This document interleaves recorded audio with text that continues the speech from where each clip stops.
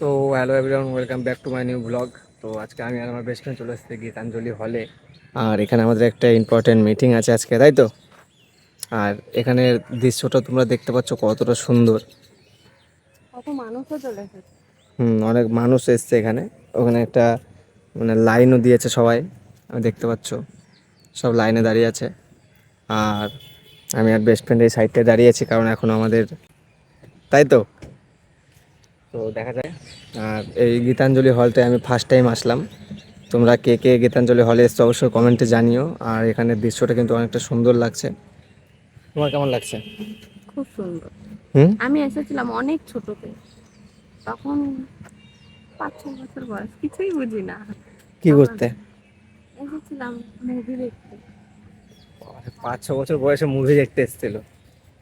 মানুষের কতটা শখ, কত বাজে শখ ছি। সেখানে সূর্যমুখী ফুলগুলো কিন্তু দেখতে পাচ্ছ কতটা সুন্দর, সূর্যমুখী ফুলগুলো এখানে অনেকটা সুন্দর লাগছে দেখতে, তাই না? তো আমরা রয়েছি পিছন দিকটা, মানে সাইড দিকটা, সামনে ওই দিকটা। চলো। ওটা সামনের দিক। তো চলো গাইস, এখন যাব আমরা সামনের দিকটায়, সামনের দিকে দৃশ্যটা তোমাদের সাথে শেয়ার করি। চলো তো দেখো।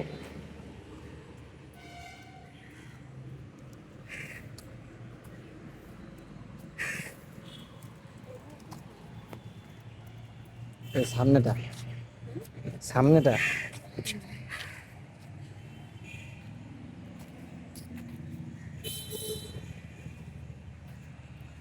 কিছু বলবা তুমি?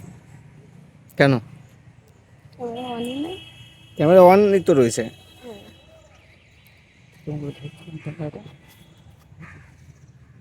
হ্যাঁ, ঘোরো। তো গাইস, এখানে আসলাম এই জায়গাটায়, আর এত সুন্দর পাথর এখানে। পাথরগুলো দেখো জাস্ট, কত সুন্দর লাগছে দেখতে। দূর থেকে মনে হচ্ছে না ডিম?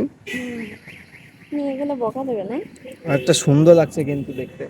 তো যাই হোক গাইস, আমরা এখন সামনেটায় যাই, দেখা হচ্ছে তোমাদের সাথে পরের ভিডিওতে। আর ভিডিওটা আমি এখানে স্টপ করছি। তো ভালো লাগলে like share comment and subscribe করে পাশে থেকো।